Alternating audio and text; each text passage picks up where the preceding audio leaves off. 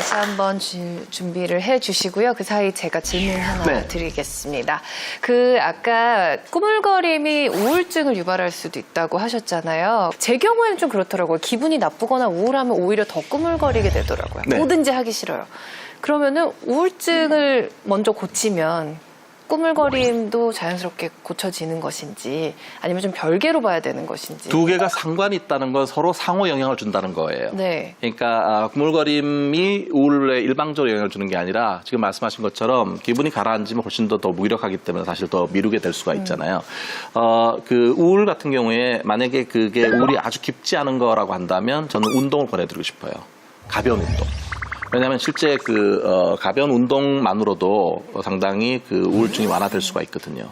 그 다음에 우울이 만약에 조금 더 깊은 상태라고 하면 되게 무기력해질 가능성이 많아요. 그때는 이렇게 생각하실 필요가 있어요. 이게 우울에 대해서 우울을 이해할 필요가 있는데 만약에 뭔가 내가 지금 되게 우울하다라고 하는 건 우리 몸이 우리한테 뭔가 일종의 신호를 보내는 거예요. 뭔가 나한테 있어 중요한 무언가가 지금 미싱되어 있기 때문에 그래요. 오히려 그 자체 꾸물거림 일하는 과정 좀 내려놓고 뭔가 나한테 되게 중요한 부분이 나한테 지금 빠져 있구나. 그게 뭘까라고 하는 걸 생각해 볼 필요가 있고요. 그다음에 또 하나는 우울하신 분들이 되게 섬세한 분들이 많아요. 이런 거잖아요. 우리가 세상을 바라볼 때 이렇게 바라보는 어떤 만약에 창문이 있다면 어떤 사람은 되게 아주 섬세하기 때문에 되게 모는 종이만큼의 섬세함으로 세상을 바라보는 사람이 있고 어떤 사람은 크게 큰 창문 하나 이렇게 될 수도 있잖아요. 그래서 이것이 섬세함이 소심함이 될 것인가 아니면 섬세함이 될 것인가는 자기가 어떤 쪽에 빛을 비추는가의 문제인 것 같아요. 그래서 만약에 우울도 경험하게 된다면 그 안에서 나한테 중요한 거가 지금 무엇이 지금 빠져 있을까라고 하는 걸 생각하고 가벼운 우울 같은 경우는 운동이나 이런 걸 좀 규칙적인 행동을 하는 것이 필요하고요. 그게 되면 일할 의욕이 생길 거라고 봐요. 그러니까 오히려 우울할 때는 그 꾸물거림에 대한 죄책감을 가지면 가질수록 그 우울이 좀 더 깊어질 수도 깊어지죠. 있겠네요. 자, 여러분들 쓰셨나요? 네. 여러분 키워드 들어주세요.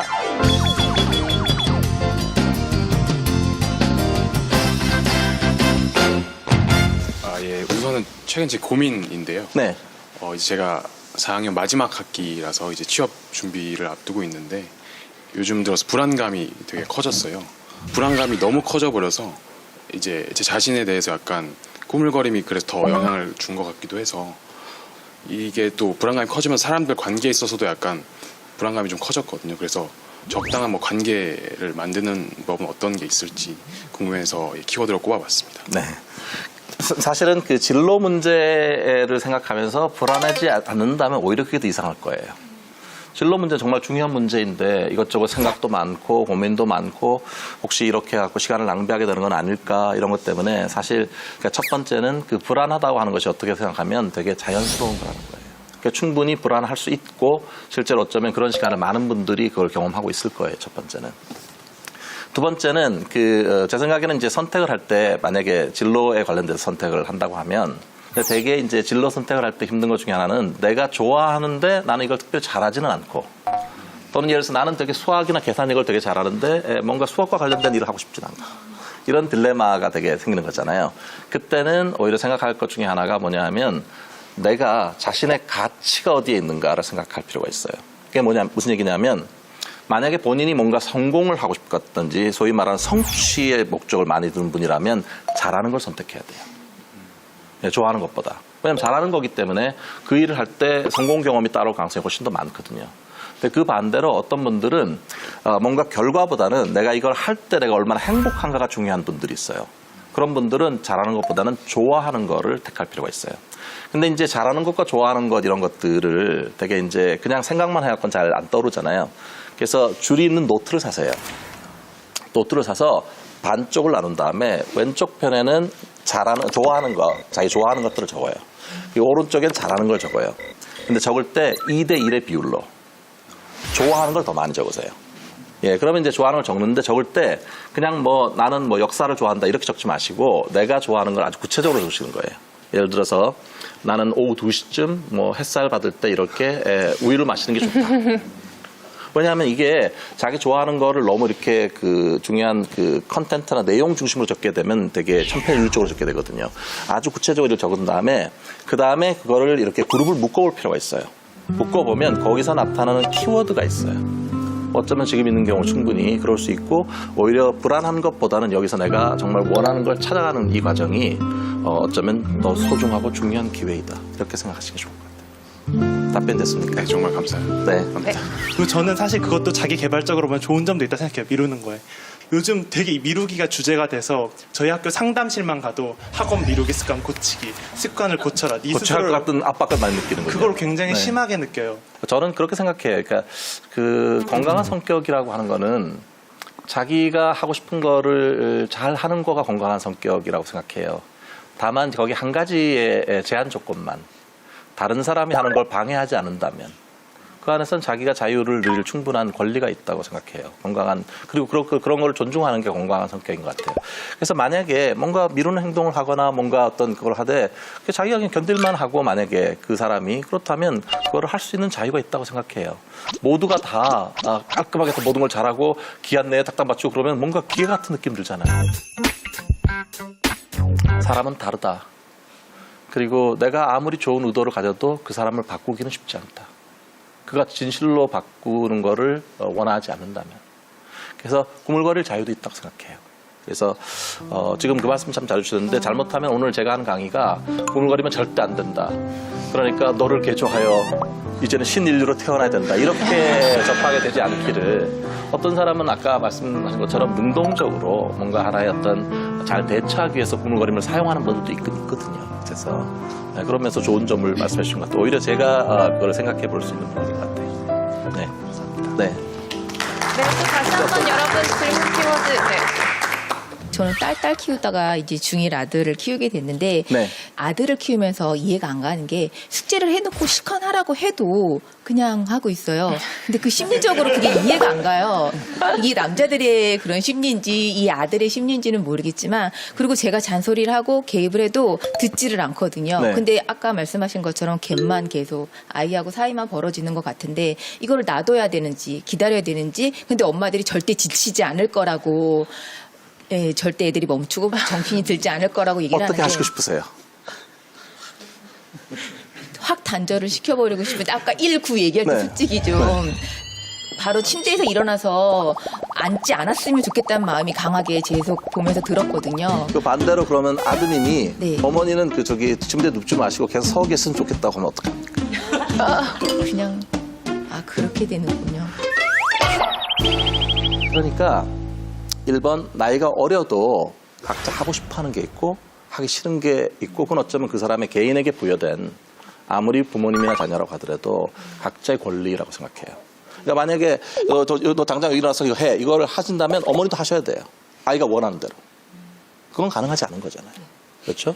그리고 또 하나는 애들 때는 그때는 그때 그걸 해야 돼요. 그 시기를 너무 철이 빨리 든다고 다 좋은 건 아니에요. 예, 오히려 저희가 이제 심리학에서 하는 말 중에 부모화라는 게 있어요. 그러니까 한참 뛰어놀아야 될 때 그때 그런 걸 안 하는 아이들이 있는데 그렇다고 그 아이들이 항상 정신적으로 건강한 게 아니에요.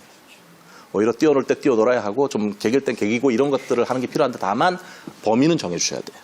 그 다음에 이제 이거를 하실 때 어머니와 아버지가 한 목소리를 하셔야 돼요. 그 다음에 하지 않으면 좋을 게 뭐냐면 이 아이와 아들과 딸이라든지 일 잘하는 딸이라든지 또는 다른 집 아이 엄친아하고 비교하시면 안 돼요. 저를 예를 드시니까 예, 아까 말한 대로 뒹굴뒹굴하던 뭐 오락을 하던 12시 전에만 자달라고 하고 1, 2년은 기다려야겠다는 생각이 확 와닿네요. 감사합니다. 네, 맞습니다. 네. 이렇게 또 상담 세션 하나가 끝났고요. 저는 자식 입장에서 네. 질문을 하고 싶은 내용이 있어서 교수님한테 지금 부모님 보고 계실 수도 있어요. 안 보고 계셨으면 좋겠네요. 네. 저는 되게 많이 지치고 내가 하고 있는 행동이 왜 해야 되는 건지에 대한 탐구가 없이 그냥 계속 진행되다 보니까 너무 힘든데 뭐 방에서 잠깐 쉬고 있다던가 좀 누워 있다던가 하면 부모님 입장에서는 내가 저거 해야 된다 그랬는데 얘는 왜 미루고 있을까 빨리 해야 되는데 라는 생각에 아까 전에 말씀하신 것처럼 좀 빨리 하면 좋겠는데 얘가 이것만 해놓고 놀면 되는데 왜 이걸 안 하고 있을까 이렇게 말이 나오는 것 같아서 이런 부분에서 부모님이 어느 정도 제 입장을 이해를 해주셨으면 좋겠는데 어떻게 이해를 구할 수 있을지 좀 질문 드리고 싶었습니다. 일단 부모님은 안 바뀌죠. 부모님이 이해해줬으면 좋겠는데 라고 하는 거는 좀 내려놓는 게 좋을 것 같아요. 아마 저는 이제 일반적으로 사람의 어떤 자기 정체감이 생긴 나이를 보통 한 30 주변으로 보는데 30이 넘은 사람은 안 바뀌어요, 잘. 그런데 이제 지금 말씀하신 건 되게 중요한 부분은 이게 의미가 있나? 의미가 없으면 사실 몸이 안 따라가게 되는 거잖아요. 충분히 그동안 열심히 살아왔잖아요. 바쁘게 생활하고 뭔가를 찾아오고 일단은 그렇게 열심히 한 자기 자신에 대해서 저는 칭찬을 해줄 필요가 있다고 봐요. 열심히 노력했잖아요. 그래서 그랬을 때 지금 내가 의미가 있는가라고 하는 질문은 정말 중요한 그 질문인데 매 순간이 항상 의미가 있는 걸로 가득 찬 인생은 사실 쉽지 않을 거예요. 어떨 때는 그냥 우리가 그렇잖아요. 되게 즐겁고 좋은 날도 있고 뭔가 충만하게 의미가 있는 날도 있지만 되게 그냥 그런 날도 되게 많잖아요. 지금은 조금 스스로가 좀 쉬는 게 필요하다고 생각하는 것 같아요. 나이가 이제 저는 좀 50이 좀 넘어서 이제 그런데 생각해봐요. 31살 때 그때 6월과 32살 때 6월에 뭘 했는지 기억이 안 나요. 그때는 6개월 뒤지면 되게 낙오자가 된 느낌이었어요. 그리고 1년 제 동기들보다 만약에 뭔가 늦게 가면 제가 뭔가 인생에서 실패자 같은 느낌이 들어서 되게 괴로웠거든요. 근데 지금 돌아서 보면 그때가 그때 6개월, 1년, 2년 어떤 때는 2000년대 초반에 도대체 뭘 했는지 몇 년 동안 잃어버린 것 같아요. 오히려 더 도약을 하기 위해서는 사실 중간에 쉼이라고 하는 것이 반드시 필요한 거인 것 같아요. 그리고 그 의미를 찾아서 답을 해야 되는 것도 본인이 찾아야 되는 거잖아요, 결국. 그렇다면 이제 이거를 남아있는 문제는 이거를 부모님하고 어떻게 소통하느냐. 안 그러면 계속 이제 비슷한 패턴으로 계속해서 뭐 잔소리를 듣거나 뭔가 이거를 할 수가 있는 거잖아요. 그렇다면 왜 내가 이게 지금 하고 쉬고 있는 이 시간이 왜 나한테 이게 필요한가라고 하는 거를 부모님한테도 알려드릴 필요는 있다고 봐요. 해서 만약에 한다면 한 가지 방법은 지금까지 그 의사소통하고 전달하는 방법과 다른 방법으로 한 번쯤 내가 진지하게 지금 이것 때문에 고민하고 있다는 걸 전달할 필요가 있어요. 예를 들어서 편지를 쓴다든지.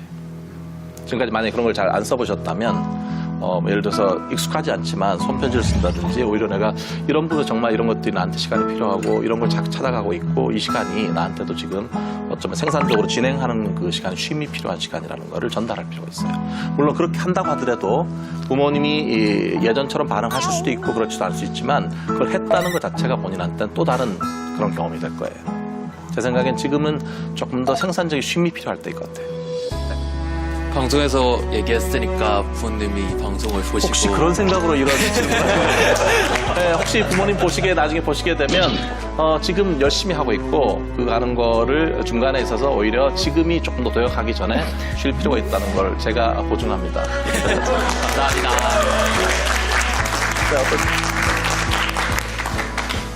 이 꾸물거림이라는 것이 그냥 현대인의 문제가 아니라 그냥 인간 본성의 문제가 아닐까라는 생각이 계속 들었어요. 시작하실 때도 현대인의 문제, 현대사회의 바쁨 이런 얘기가 나왔는데 사실은 그냥 인간 본성에 대한 문제고 현대에 그것들이 조금 더 드러날 뿐이고 연구가 되기 시작했을 뿐이지 사실 이 본성의 문제가 아닐까라는 생각이 드는데 네네. 네, 이거에 대해서 궁금합니다. 실체를 미루는 것은 인간 본성이다. 실제로 캐나다 캘거리대 경영대 교수인 피어 스틸이라고 하는 교수가 한 말이에요. 우리 자체가 기본적으로 본능적으로 그런 게 있어요. 그 자체가 본성이 있는데 저도 많이 경험했고 많은 분들이 새해 생각하시잖아요. 헬스를 잘 끊어서 하는데 되게 한 그 첫날, 둘째 날, 셋째 날까지는 잘 가요.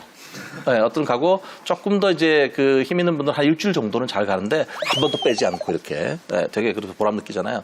근데 그 다음에 이제 무너질 때는 도미노로 무너져요. 그 다음에 혹시 무슨 일이 있어서 한 이틀 빠지면은 그때부터 자꾸 가기 싫어지고 그 다음에 계속 쭉 빠지잖아요. 근데 이제 드리고 싶은 말씀은 그거예요. 원래 우리 본성이 그래요, 실제로. 실제로 그걸 꾸준하게 잘한다는 건 쉽지 않은 일이에요. 근데 이때 드리고 싶은 말씀은 작심삼일에 너무 그거를 많은 그 의미를 부여하지 않았으면 좋겠어요. 3일 한 거는 한 날도 하지 않은 것보다 분명히 나은 거예요. 영어로 말씀드린다면 원이라고 하는 것이 better than nothing이에요. 근데 그래서 그때 3일 만약에 해갖고 한 이틀 쉬어갖고 또 늘어졌잖아요. 앞으로 끊고 다시 나가면 돼요. 다시. 혹시 교수님께서는 개인적인 질문인데요. 네네. 어떤 이제 트라우마, 만약에 이런 관계에서 그런 경험이 있으시면 그거를 한번 좀 말씀해 주셨으면 좋겠습니다. 트라우마 많이 있을 수 있죠. 예. 트라우마는 저는 예전에 했던 것 중에 어린 시절 어떤 기억이 있고 또 살아가면서 어떤 그런 게 생길 수 있고 상처가 생길 수 있죠. 그 상처는 저는 나중에 보면 흔적은 남아있잖아요. 나이 드신 분들에 대해서 요즘 만나면 이런 얘기 하시더라고요. 내가 꼰대인가? 내가 예전에 너 말할 때는 뭔 소리야? 또 옛날에 비해서 많이 나아질 거야. 그만 좀 하세요. 너 이러라고 우리가 비싼 등록금 대주고 언제 날 낳아달라고 했냐고. 어떤가요? 여러분들도 좀 세대 차가 더 느끼시나요? 그 나이 차이는 그 간극이 메꿔질 수가 없어요. 살았던 시대가 다르지 않습니까? 그러니까 젊은 세대 입장에서는 많이 다르죠. 잔소리가 들리고 듣지만 듣지 않는다. 저 사람은 나이가 들어서 하는 말이 다 그럴 거야.